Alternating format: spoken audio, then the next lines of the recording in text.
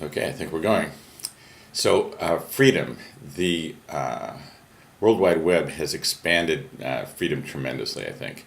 The main fact of that is that it's expanded freedoms of the press and freedoms of speech, but they tend to almost merge together.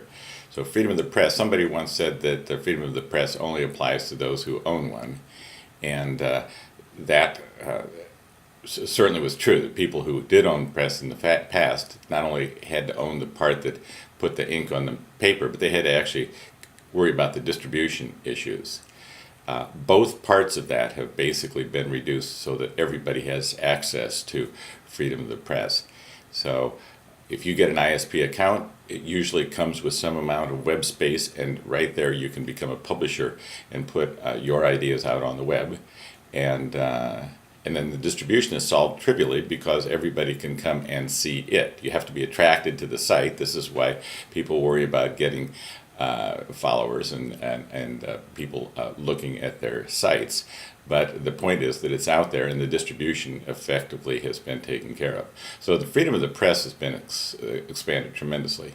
And this has bothered traditional both governments and publishers a lot. In the past, publishers had the lock on the whole process, and as a result, we're able to control the ideas effectively. But now you can put anything out there that you want.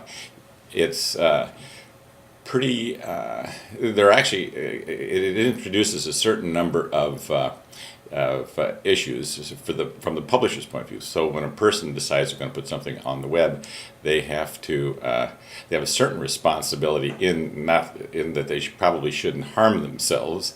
That is to say, expose information that would be harmful. And this is the kind of thing where you shouldn't probably put your vacation schedule on your Facebook page, because people will burglars can come by and rob you while you are gone. So you have to be careful not to publish things that would be harmful to yourself, and you should probably not publish things that are evidence of illegal activities either, because it's evidence that could be used against you.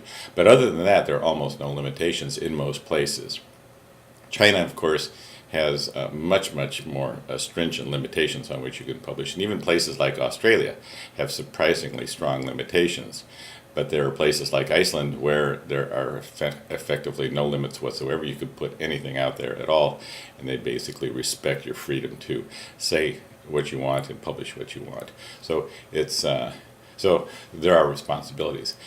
An interesting aspect of this is that it's shifted the responsibilities from the publisher to the reader. So in the past, publishers took the responsibility of making sure that the content was worthy of being put on paper and being distributed widely, because they had to sell it, and you wouldn't find buyers if this stuff was garbage. Since it doesn't cost anything to put anything on the web, anybody can put garbage out there and nobody will pay attention. That's fine.